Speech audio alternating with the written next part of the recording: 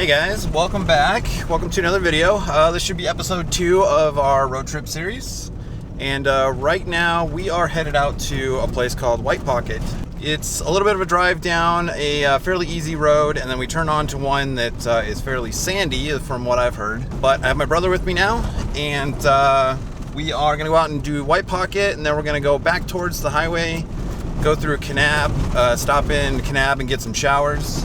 And then we're gonna head up towards Zion, but not into Zion, and that's where we're gonna camp for the night. So it is currently about 12:30, so I'm hoping we can get all this done in the next 5 or 6 hours or so.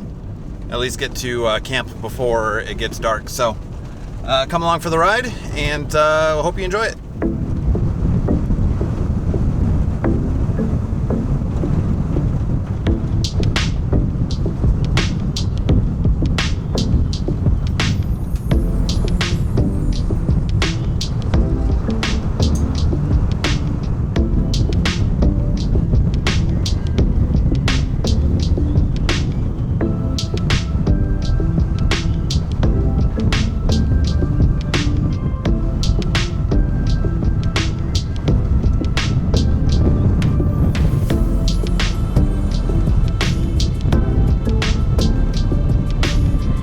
Well, we're getting sprinkled on a little bit.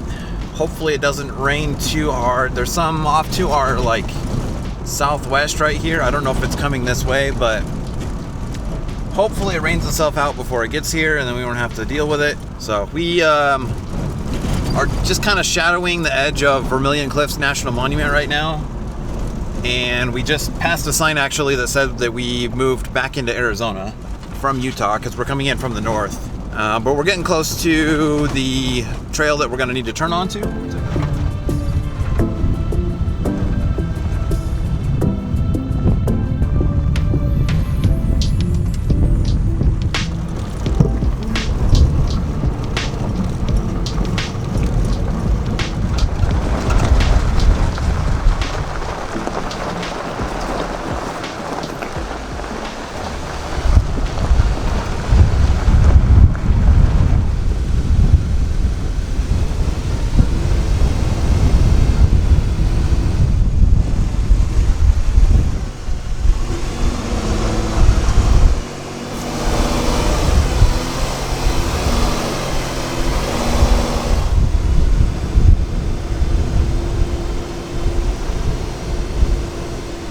Well, I tell you what, some of this sand is deep. I was using 4 high, but the traction control was kicking in and bogging it down, so I had to put it in 4 low.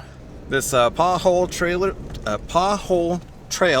to get out to White Pocket is very, very sandy and can get very deep in some places. So if you come out here to do this trail, just keep that in mind.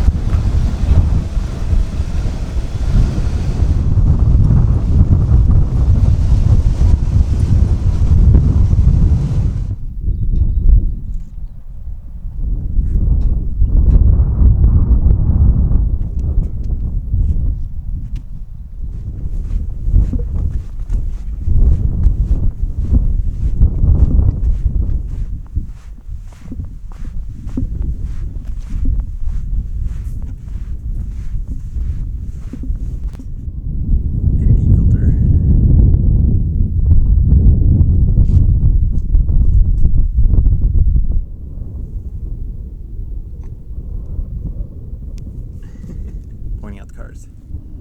Yeah, it almost looks like there's ruins over there, but I don't think so.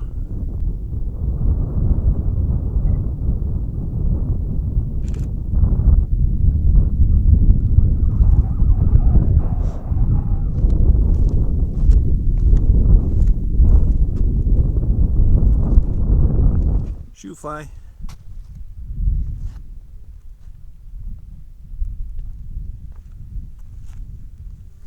Place is really hard to photograph because of the bright white rock. So hopefully the pictures come out okay. I think the video should be fine because I've got a ND filter on this thing, so. I don't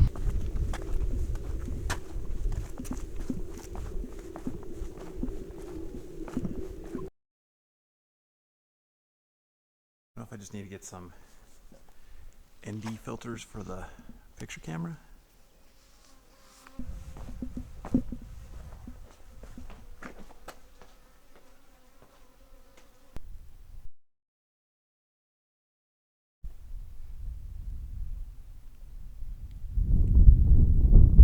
Alright, we were just finishing up the Paw Hole Trail and getting back to the main trail that we turned off on.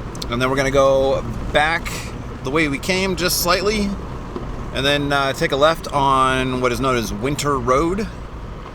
And that should take us to the highway.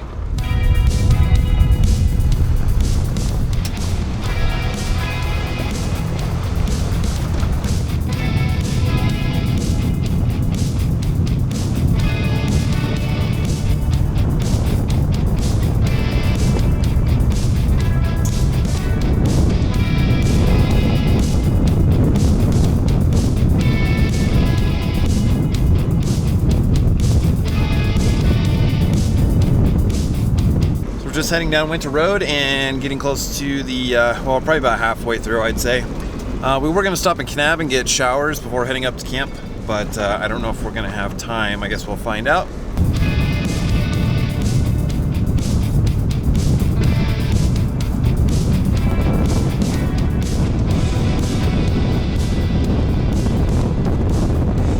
All right, we're at the end of Winter Road and airing back up, and I decided to check the front axle to see if it had popped out, and it did. I don't know how long it had been popped out, but there was fluid pretty much all over the place.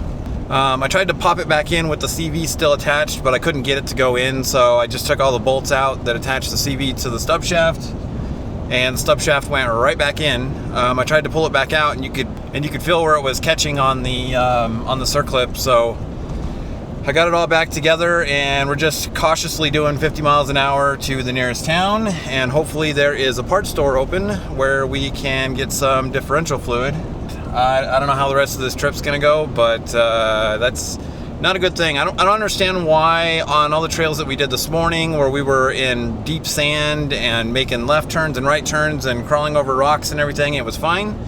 And then we were doing 25, 30 miles an hour down a somewhat smooth gravel road, but there were some dips here and there that we hit. And apparently one of those dips, I guess, just knocked it loose or something, so. Tomorrow. Hey guys, Jason from the future here. I forgot to film an outro for the video last night before we, set up camp. Everything didn't go so well. After the axle popped out, I got it back in. I had to separate the stub shaft and the axle, or the CV axle, so that I could get the stub back in, and then I bolted it back together. I don't know how much fluid was lost, but we drove it about 45, 50 miles an hour for about 3 miles to the nearest town, where the only thing open was a Chevron station, and wouldn't you know it, they had 1 quart of 80/90 gear oil on the shelf. Unfortunately, it was one of the plastic bottles, and it's kind of hard to get the plastic bottle up in there to fill it, so I did the best that I could. I got about, I don't know, 2/3 to 3/4 of the bottle in the diff. It wasn't spilling out of the fill port when I was finished, so it's not 100% topped off, but it's better than nothing, right? So we're continuing with the trip. I mean, if something happens up front, I'm just gonna leave the stub shafts in the axle and take the differential, and take the CV axles out and just roll it in 2-wheel drive if I have to. So we are continuing on with the next day, and for this video, that will do it. And we will continue the next video here shortly. So thanks for watching. Like and subscribe if you haven't, and we'll see you in the next one.